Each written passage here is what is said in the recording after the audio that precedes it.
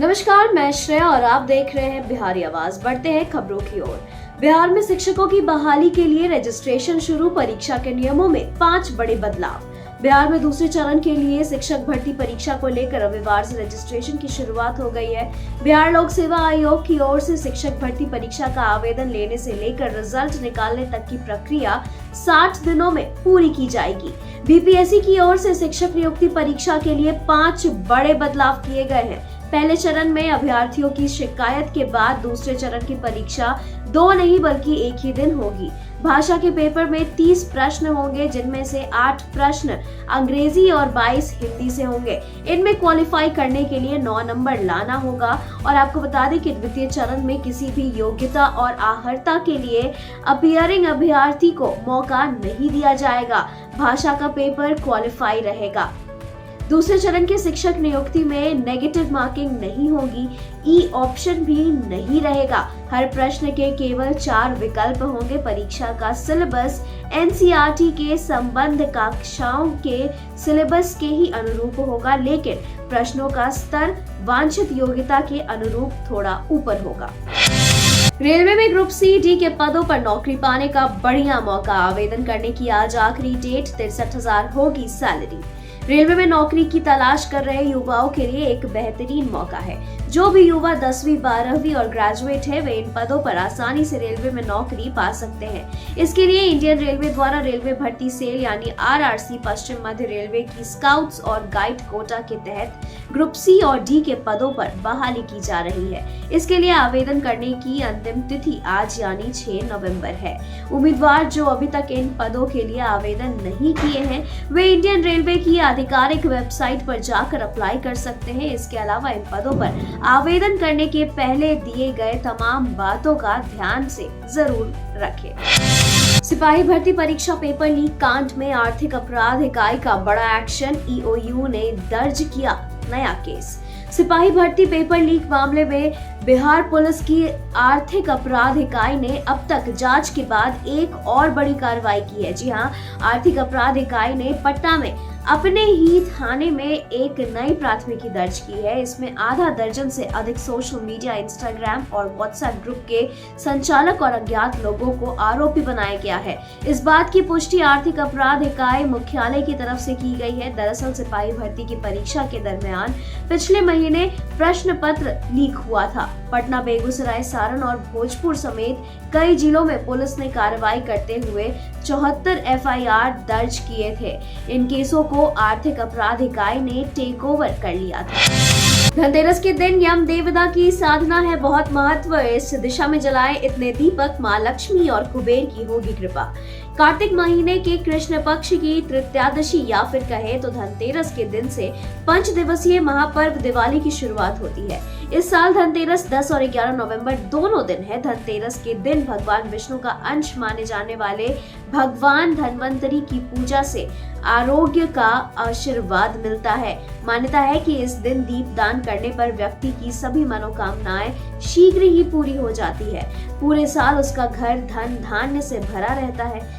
और आपको बता दें कि गया मंत्रालय वैदिक पाठशाला के पंडित राजा आचार्य बताते हैं कि धनतेरस के दिन शाम के समय 13 दिया जलाना चाहिए, जिसमें से सबसे पहले दक्षिण दिशा में यम देवता के लिए और दूसरा धन की देवी माँ लक्ष्मी के लिए जलाना चाहिए। इसी तरह से 2 दिए अपने घर के मुख्य द्वार पर, 1 दिया तुलसी महारानी के लिए और 1 घर के छत पर, और बाकी दिए घर के अलग अलग कोने में रख देने चाहिए। ऐसा माना जाता है कि घर में दिया घुमाने से इस दिन सारी नकारात्मक ऊर्जा खत्म हो जाती है। बिहार में शुरू हुई 0 कैलोरी धान की खेती। शुगर, बीपी और कोलेस्ट्रॉल पेशेंट भी दबाकर खा सकते हैं। बिहार के गया जिले में काला आलू के बाद अब रेड राइस, बासमती और 0 कैलोरी धान की खेती की गई है। जिले के आसम प्रखंड क्षेत्र के हरिहरपुर गांव में लगभग 2 एकड़ में 0 कैलोरी रेड राइस की खेती की गई है। गुरुआ प्रखंड के श्री राम बिघा गांव में रहने वाले किसान डॉक्टर अनिल कुमार, जो पेशे से एक आयुष चिकित्सक भी हैं, इन्होंने इसकी खेती शुरू कर दी है। इन्होंने अपने खेती में किसी भी तरह के उर्वरक, चाहे वह जैविक हो या रासायनिक, इसका इस्तेमाल नहीं किया है। वे 1 बीघा में तालाब खुदवाकर मछली पालन भी कर रहे हैं। इसी तालाब के पानी से औषधीय गुण वाली धान की खेती की गई है। शिक्षकों की कमी का निकाला बेजोड़ तरीका, पूरे बिहार में लागू होगा भागलपुर जैसा यह शिक्षा मॉडल। भागलपुर की शिक्षा व्यवस्था में सुधार लाने के लिए शिक्षा विभाग लगातार प्रयासरत है। इसको लेकर रोज नए नए फरमान भी जारी हो रहे हैं और नई नई तकनीक का भी प्रयोग हो रहा है। जिस विषयों के शिक्षक कम है वहां पर जिले के टॉप शिक्षकों की सूची तैयार की गई है, जिसके माध्यम से उन सभी विषयों के सिलेबस के अनुसार रिकॉर्डिंग की जाएगी और फिर उसके माध्यम से जिस स्कूल में शिक्षकों की कमी होगी वहां पर डिजिटल पढ़ाई कराई जाएगी। अमित शाह बोले, एमवाई की संख्या बढ़ाने के लिए अति पिछड़ों के साथ हकमारी हुई। लालू नीतीश में दम है तो कहे कि अति पिछड़ों को सीएम बनाने का ऐलान करे।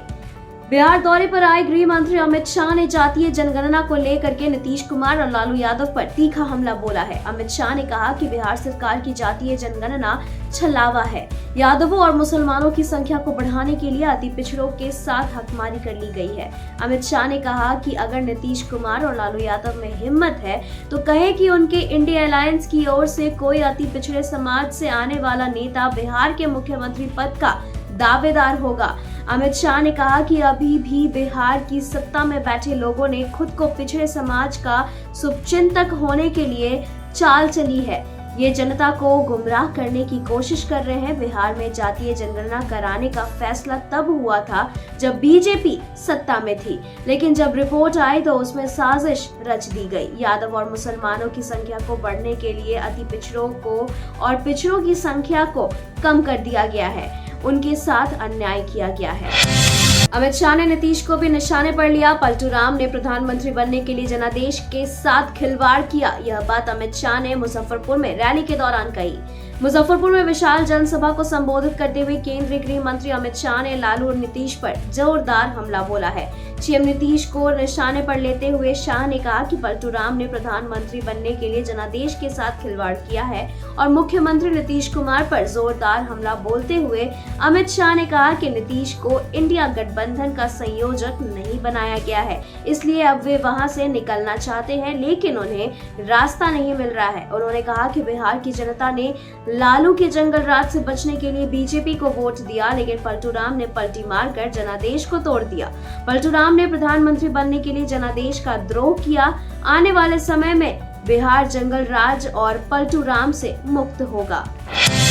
नीतीश ने बिहार की जनता को शराबी बनाया, अब कंधे पर नहीं बैठाएंगे। मुजफ्फरपुर की रैली में बोले सम्राट चौधरी। मुजफ्फरपुर की पताही एयरपोर्ट में आयोजित जनसभा को संबोधित करते हुए केंद्रीय गृह मंत्री अमित शाह ने बिहार सरकार पर जोरदार हमला बोला है।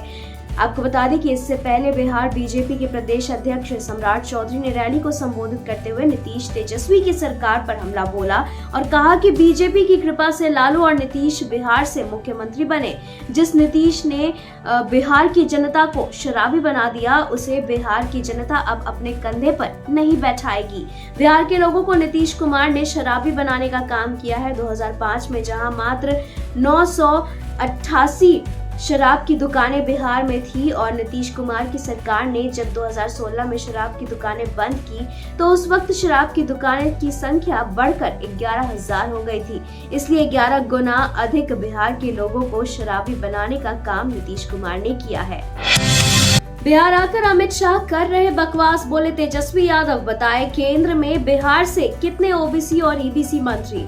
आपको बता दें कि बिहार के उप मुख्यमंत्री तेजस्वी यादव ने अमित शाह को लेकर के बड़ा बयान दिया है। उन्होंने कहा है कि अमित शाह बिहार आकर बकवास कर रहे हैं, वो सिर्फ झूठी बातें बोलना जानते हैं। अगर उनको लगता है कि बिहार में जो जाति आधारित जनगणना करवाई गई है उसमें गलती है तो देश भर में एक बार जाति आधारित जनगणना करवा ले, लेकिन इनको तो सिर्फ फालतू बातें करनी आती है, इसलिए हम लोग उनकी बातों पर अधिक ध्यान नहीं देते हैं। उधर विपक्षी गठबंधन में पिछड़ा को पीएम बनाने के सवालों को लेकर तेजस्वी यादव ने इन बातों पर पलटवार किया है और साथ ही साथ देश में कहा है कि जहां भी बीजेपी की सरकार है उसमें कितने मुख्यमंत्री ओबीसी से हैं और कितने अति पिछड़े से हैं, वो पहले ये बताएं। बिहार के दरभंगा में एम्स निर्माण को लेकर गरमाई सियासत। एम्स और ओवरब्रिज निर्माण को लेकर इंडिया गठबंधन ने निकाली पदयात्रा। लोकसभा चुनाव जैसे जैसे करीब आते जा रहा है वैसे वैसे सभी राजनीतिक पार्टी अपनी अपनी मजबूत दावेदारी जनता के बीच सुनिश्चित करने के लिए अलग अलग हथकंडे अपना रही है। इसी कड़ी में दरभंगा में इंडिया गठबंधन दरभंगा एम्स, रेलवे ओवरब्रिज, सरकारी हसनपुर रेलवे लाइन पूरा करने और दरभंगा हाईवे अड्डा को विस्तारीकरण के मुद्दे को लेकर इंडिया गठबंधन 3 दिवसीय पदयात्रा निकल जनता के बीच जा रही है। आपको बता दें कि केंद्र की मोदी सरकार पर आरोप लगाते हुए उन्होंने कहा कि केंद्र की सरकार मिथिला और दरभंगा का विकास नहीं चाहती है। साथ ही यह भी उन्होंने कहा है कि दरभंगा लोकसभा के सदस्य ठाकुर जी से कोई विकास का काम नहीं हुआ है, वह सिर्फ माला पहने और बातें बनाने का काम ही सक्षम करते हैं। बिहार विधानमंडल के शीतकालीन सत्र के पहले सीएम नीतीश के खास मंत्री अशोक चौधरी का बड़ा खुलासा, ये मुद्दे होंगे खास। बिहार में जातीय जनगणना सर्वे रिपोर्ट जारी होने के बाद क्या अब आरक्षण का दायरा भी बढ़ेगा? इसे लेकर अब बिहार सरकार में भवन निर्माण मंत्री अशोक चौधरी ने बड़ा बयान दिया है। 6 नवंबर से शुरू होने जा रही बिहार विधानमंडल के आगामी शीतकालीन सत्र पर बोले रविवार को मंत्री अशोक चौधरी ने अहम बातें। उन्होंने कहा कि आरक्षण का दायरा बढ़ाने का निर्णय हमारे नेता का होगा, यह कलेक्टिव निर्णय होता है। तमाम राजनीतिक दलों का जो जाति आधारित जनगणना में शामिल थे। वहीं आर्थिक सर्वेक्षण का रिपोर्ट जारी करने के मुद्दे पर उन्होंने कहा कि यह कब जारी होगा इसकी जानकारी उन्हें नहीं है, लेकिन आर्थिक सर्वेक्षण का रिपोर्ट जरूर जारी होगा। साथ ही विधानमंडल सत्र में विपक्ष के सार्थक भूमिका निभाने की उन्होंने अपील की है। वहीं उन्होंने तंज कसते हुए कहा कि बीजेपी पर नीतीश कुमार सॉफ्ट दिखते हैं तो यह बीजेपी का निर्णय है, ऐसा कुछ नहीं है। इंडिया से नाराज नीतीश नए विकल्प की तलाश में जुटे, अंदर की खबर बड़ी धमाकेदार है। बिहार के मुख्यमंत्री नीतीश कुमार से जिस तरह से व्यापक विपक्ष को एकजुट करने के मिशन की शुरुआत की थी, उस पर ग्रहण लगता दिख रहा है। नीतीश कुमार ने जिस तरह इंडिया गठबंधन में शामिल भाकपा की पटना में आयोजित एक रैली को संबोधित करते हुए गठबंधन में कोई काम नहीं होने को लेकर कांग्रेस पर टिकरा फोड़ा था और उस बात को लेकर के पुष्टि की गई थी कि गठबंधन में सब कुछ ठीक नहीं चल रहा है। आपको बता दें कि माना जा रहा है ये भी कि नीतीश कांग्रेस और राजद के रवैये से नाराज है। नीतीश को इसका साफ संकेत मिल चुका है कि कांग्रेस जिस तरह राजद के साथ मजबूती और विश्वास के साथ खड़ी है, उतनी जेडीयू पर विश्वास नहीं कर रही है। ऐसे में नीतीश आशंकित भी है। बिहार की राजनीति के जानकार अजय कुमार कहते हैं कि दिल्ली, बंगाल, केरल और यूपी में इंडिया के घटक दलों को कांग्रेस के खतरनाक रवैये से असहज होना स्वाभाविक है। क्षेत्रीय दल अपनी मजबूत सियासी जमीन पर कांग्रेस को ज्यादा स्पेस देने से हिचकिचा रहे हैं। नीतीश की कांग्रेस से नाराजगी सार्वजनिक तौर पर व्यक्त करने के बाद राजद के अध्यक्ष लालू प्रसाद और बिहार के उप मुख्यमंत्री तेजस्वी यादव ने शुक्रवार की शाम मुख्यमंत्री आवास पहुंचकर नीतीश कुमार से मुलाकात की है। हालांकि इन नेताओं के बीच क्या बातचीत हुई इसका पता नहीं चल सका है। संकल्प यात्रा से चिराग पासवान को मजबूती देने में जुटे नेता Bihar first, Bihari first mission को आगे बढ़ाने की कवायद। चिराग पासवान के हाथ को मजबूत करने के लिए लोक जनशक्ति पार्टी रामविलास की ओर संकल्प यात्रा का आयोजन किया जा रहा है। सासाराम में इसे लेकर कार्यकर्ताओं के साथ समीक्षा बैठक की गई। इस दौरान प्रदेश अध्यक्ष राजू तिवारी ने पार्टी के वरीय पदाधिकारी का स्वागत भी किया। संसदीय बोर्ड के अध्यक्ष उल्लास पांडे ने कहा कि संगठन की मजबूती और आगामी चुनावों को देखते हुए संकल्प यात्रा का आयोजन किया जा रहा है। प्रदेश के सभी जिलों में बारी बारी से कार्यकर्ताओं के साथ समीक्षा बैठक की जा रही है ताकि पार्टी के संस्थापक स्वर्गीय रामविलास पासवान के सपनों को साकार किया जा सके, गांव-गांव तक पार्टी को मजबूत किया जा सके। उन्होंने कहा कि बिहार फर्स्ट, बिहारी फर्स्ट के संकल्प को साकार करने के लिए हमारे कार्यकर्ता पूरी मजबूती से लगे हुए हैं, जिसकी सार्थक परिणाम भी दिखाई दे रहे हैं। बेतिया में भाकपा माले के नागरिक मार्च में शामिल हुए दीपांकर भट्टाचार्य केंद्र सरकार पर जमकर साधा निशाना। बेतिया में भाकपा माले के राष्ट्रीय महासचिव दीपांकर भट्टाचार्य के नेतृत्व में नागरिक मार्च निकाला गया। इस मौके पर गाजा फिलिस्तीन पर हमला बंद करो के नारे लगाए गए। बता दें, बेतिया जिला मुख्यालय से नागरिक मार्च निकाला गया जो शहर में भ्रमण करते हुए बापू सभाह घर में पहुंचा। नागरिक मार्च में भाकपा माले के आधा दर्जन विधायकों के साथ सैकड़ों की संख्या में कार्यकर्ता भी मौजूद थे।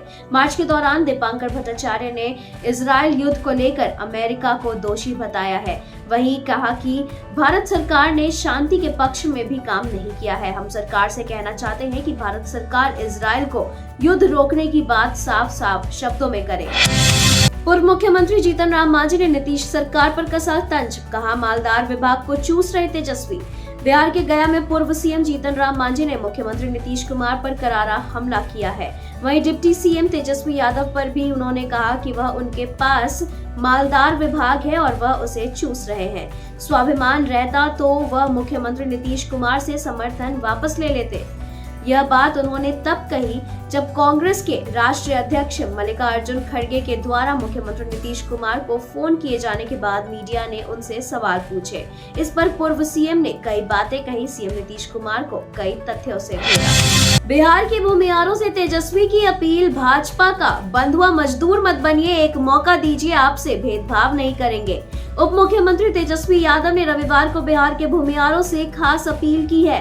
राजद द्वारा आयोजित बिहार के प्रथम मुख्यमंत्री श्री कृष्ण सिंह की जयंती समारोह में उन्होंने कहा कि हम लोग सबको साथ लेकर चलते हैं, किसी से कोई भेदभाव नहीं करते हैं। भूमिहारों की ओर इशारा करते हुए कहा कि बिहार विधान परिषद के चुनाव में हम लोगों ने ठीक ठाक हिसाब से टिकट दिया और उसी हिसाब से अगले चुनाव में भी हम आप लोगों को टिकट देंगे। आप चिंता ना करें, मेरी आयु अभी 35 वर्ष होने को है, अभी मेरी बहुत लंबी राजनीतिक सफर है और हम किसी हड़बड़ी में नहीं है। तेजस्वी ने आगे अपील करते हुए कहा है कि आप हमें एक मौका दीजिए, हमारे लिए दरवाजा खुला रखिए और भाजपा के लिए बंधुआ मजदूर बनकर मत रहिए। बेतिया में 34वें राष्ट्रीय खेल कूद समारोह का राज्यपाल ने किया उद्घाटन, कहा खेलकूद में भी है असीम संभावनाएं। पश्चिम चंपारण के बेतिया महाराज स्टेडियम में बिहार के राज्यपाल राजेंद्र विश्वनाथ अर्लेकर ने विद्या भारती अखिल भारतीय शिक्षण संस्थान के तत्वाधान में 34वां राष्ट्रीय खेलकूद एथलेटिक्स समारोह 2023 का विधिवत उद्घाटन किया, जिसमें पूरे भारत से 850 खिलाड़ी, 150 संरक्षक और 120 निर्णायक सौभाग्य से भाग ले रहे हैं। इस कार्यक्रम के तहत खेलकूद प्रतियोगिता 4 नवंबर से शुरू होगी और 8 नवंबर तक चलेगा, जिसमें 6 नवंबर को संध्याकालीन सांस्कृतिक कार्यक्रम भी आयोजित की जा रही है। और आज के इस कार्यक्रम में मुख्य अतिथि रहे राज्यपाल विश्वनाथ अर्लेकर ने भाई बहनों को संबोधित करते हुए कहा कि विद्या भारती के खेल कूद कार्यक्रम में एक सबसे बड़ी चीज देखने को मिली है, वो है अनुशासन। भारत नेपाल सीमा से जापानी नागरिक अरेस्ट, घुसपैठ की कोशिश के दौरान एसएसबी ने दबोचा। मधुबनी के जयनगर में भारत नेपाल सीमा पर तैनात एसएसबी के जवानों ने घुसपैठ की कोशिश को नाकाम कर दिया है। एसएसबी ने गलत तरीके से भारत की सीमा में प्रवेश करने पर एक जापानी नागरिक को गिरफ्तार किया है।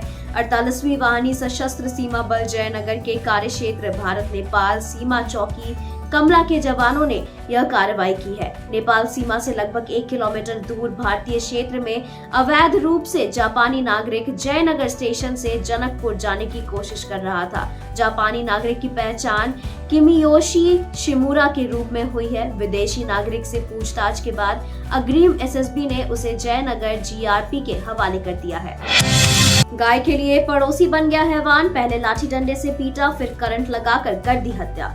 पटना के दनियावा थाना क्षेत्र के एरई बेनीपुर गांव में बीती रात एक व्यक्ति की पत्नी के सामने करंट लगाकर उसकी हत्या किए जाने का मामला सामने आया है। मृतक की पहचान एरई बेनीपुर गांव निवासी सत्यनारायण साव के रूप में हुई है। आपको बता दें कि इस घटना से इलाके में पूरा हड़कंप मचा हुआ है। वहीं इस बात की सूचना पुलिस को दी गई है। पुलिस मौके पर पहुंच रही है और घटना की छानबीन और तफ्तीश में जुटी हुई है। पेड़ से लटका मिला इंटर की छात्रा का शव, ग्रामीणों ने लगाया हत्या का आरोप। मामला अररिया का है, जहां एक इंटर की छात्रा का शव पेड़ से लटका मिला है। इसके बाद ग्रामीणों में आक्रोश का माहौल कायम हो गया है। ग्रामीणों ने इस मामले में हत्या का आरोप लगाया है। इसके बाद यह पूरा गांव की छावनी में तब्दील हो चुका है। आपको बता दें कि यह छात्रा शनिवार से लापता बताई जा रही थी और अगले दिन पेड़ से लटका हुआ उसका शव बरामद हुआ है।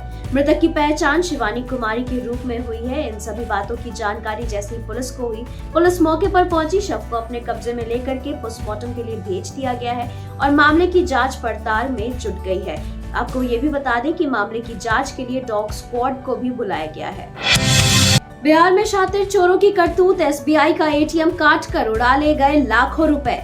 मुजफ्फरपुर में चोरों ने चोरी की बड़ी वारदात को अंजाम दिया है। शातिर चोरों ने एसबीआई की एटीएम को काट कर करीब 35 लाख रुपए उड़ा लिए। घटना की जानकारी मिलने के बाद पुलिस महकमे में हड़कंप मच गया। घटना अहियापुर थाना क्षेत्र के बाजार समिति के पास की बताई जा रही है।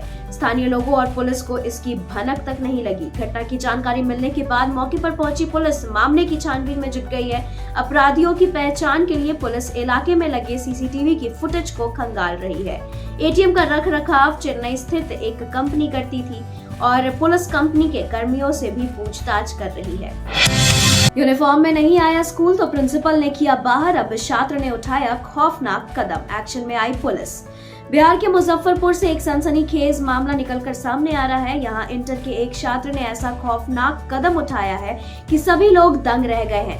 मिली जानकारी के अनुसार 2 दिन पहले यह लड़का अपने स्कूल गया था, लेकिन बिना स्कूल ड्रेस के गया था, जिसके बाद उसे स्कूल से निकाल दिया गया। वजह बिना स्कूल ड्रेस के स्कूल आने बताई गई, जिसके बाद से वो लड़का गायब हो गया। इसको लेकर परिवार के लोगों ने काफी खोजबीन की, लेकिन उसका कोई भी पता नहीं चल पाया।